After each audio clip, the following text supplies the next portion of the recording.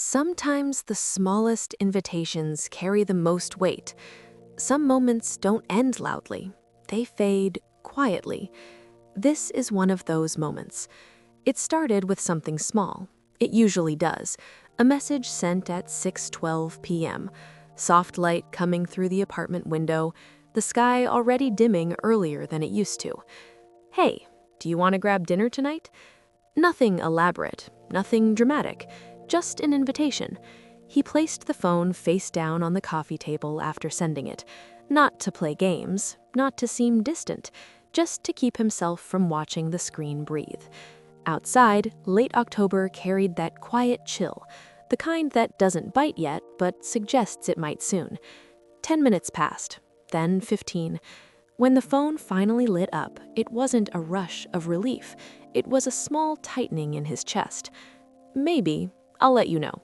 Polite, reasonable, not cruel, but it carried no weight. He stared at the message longer than necessary, as if there might be something underneath it, a hidden warmth, a hint of intention. There wasn't. He typed back, "Okay," because what else do you say to a maybe? The evening stretched. 7 o'clock became 8, 8 became 9. No follow-up came. At 9:47 p.m., he reheated leftovers. He didn't text again. That part is important. He didn't text again. This wasn't the first time. In the beginning, she used to answer quickly. "Sure, sounds good. Pick me up?" Back then, the invitations felt like bridges. Now they felt like test balloons, released into the air with no certainty they would land anywhere. Still, he kept asking, because sometimes people are busy. Sometimes timing is off. Sometimes effort just needs patience. He told himself that a lot. The next week, he tried again, this time on a Thursday. "Want to come over? I made that pasta you like." He added the detail about the pasta as if specificity might anchor the plan. The message sent. He watched the screen this time. Not obsessively, just enough to notice the read receipt. She saw it. The 3 dots appeared, then disappeared. 3 dots again, then gone. Finally, "Tonight's a little hectic. Rain check?" He imagined her apartment, the soft lamp in the corner, the way she sometimes curled her feet under herself on the couch. He tried to picture what hectic looked like. He typed, "Sure, just let me know when works." She reacted with a heart. A heart, not a date, not a suggestion, just acknowledgement. The pasta cooled on the stove. He ate it alone again. There's a particular kind of loneliness that doesn't arrive when you're alone. It arrives when you're almost included, when someone keeps the door open just enough that you don't walk away, but never wide enough for you to step inside. He didn't think of it that way at first. He thought he just needed to try harder. So he adjusted. Instead of evenings, he suggested afternoons. Instead of dinner, coffee. Instead of tonight, he offered specific days. Saturday at 2? Tuesday after work? There's that bookstore you mentioned. Want to check it out Sunday?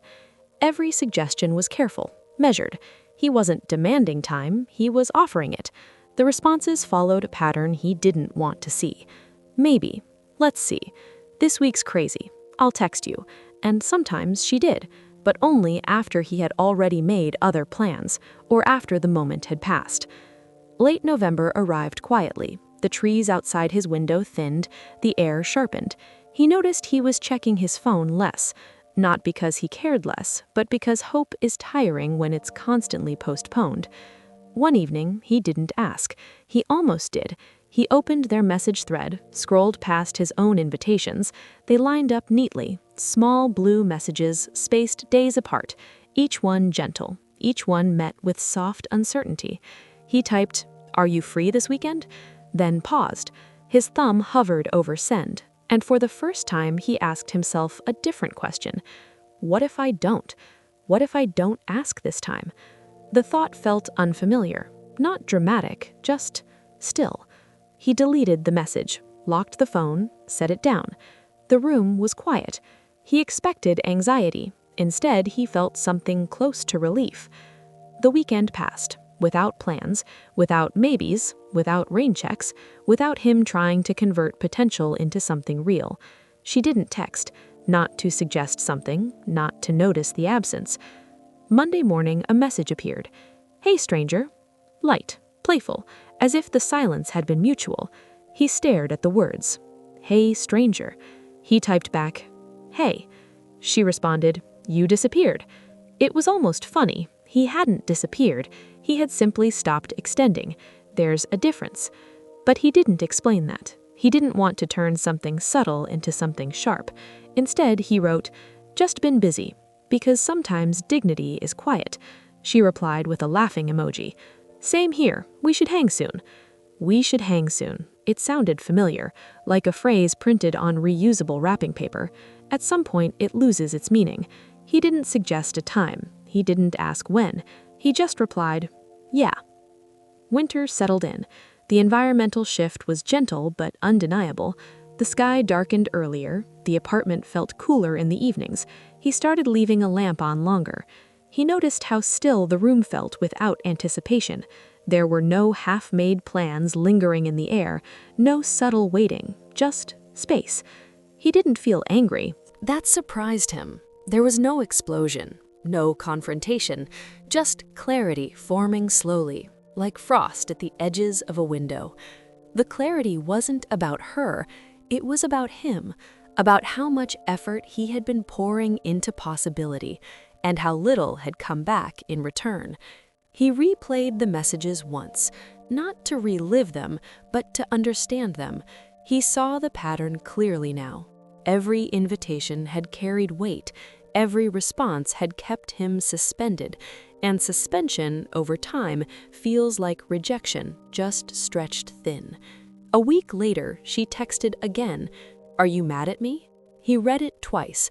There it was, the first direct acknowledgement of imbalance. He could have said yes. He could have explained the dinners eaten alone, the coffee suggestions that dissolved, the bookstore that never happened. Instead, he wrote no, and he meant it.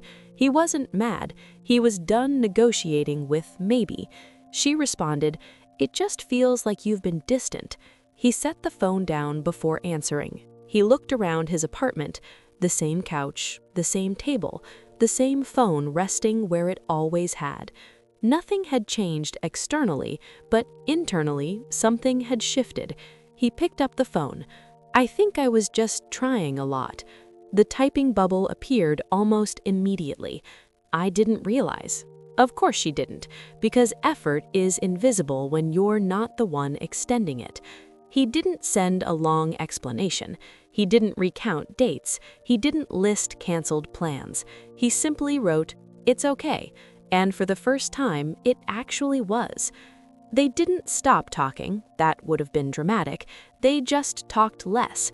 Shorter messages, longer gaps, less anticipation. He filled his evenings differently. He started reading again, not as a distraction, but because the time was there, unclaimed. One Saturday afternoon, he walked past the bookstore he had once mentioned. He paused outside, looked through the window. Warm light inside, people browsing quietly. He stepped in alone. He didn't feel abandoned, he felt present. He bought a book he'd been meaning to read, sat at the small cafe table near the back, ordered coffee, no invitation sent, no maybe expected. The absence felt clean, not sharp, just honest. The realization didn't arrive as a sentence, it arrived as a lack of tension. He wasn't checking his phone every hour. He wasn't composing careful invitations in his head. He wasn't rehearsing light tones to avoid pressure. He had stopped asking, and in doing so, he had stopped waiting. Waiting, he realized, had been the heavier weight. The invitations weren't exhausting, the uncertainty was. One evening in early December, snow began to fall, soft, almost hesitant. He watched it through the window, the room quiet, the phone silent on the table, and for the first time in months, the silence didn't feel like neglect, it felt like space. He understood something then. Not everyone who keeps you close is choosing you. Sometimes they're simply comfortable being asked, and sometimes love, or almost love, fades not because of conflict, but because one person grows tired of being the only one building bridges. He didn't hate her, he didn't resent her, he simply stopped offering invitations that required him to carry both sides. The snow continued falling, light, steady, the kind that changes the landscape slowly. You don't notice it at first, but by morning, everything is different.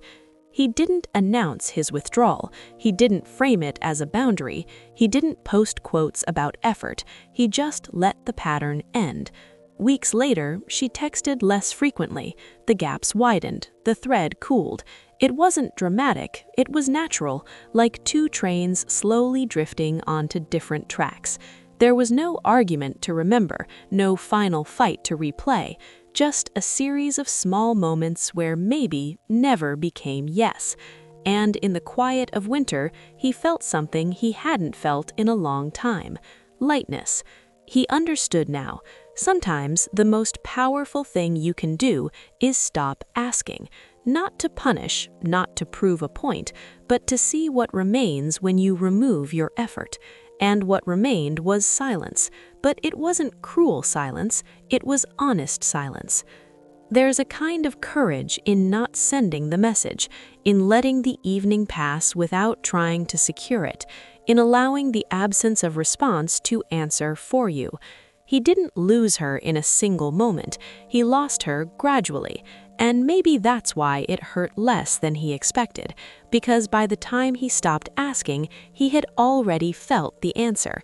Snow covered the sidewalk outside. The world looked softer, muted. He turned off the lamp. The room dimmed. His phone remained still, and for once, he didn't reach for it. Sometimes understanding comes too late. If this story felt close to something you've lived, subscribe and stay with us. These aren't loud stories, they're the quiet ones that linger.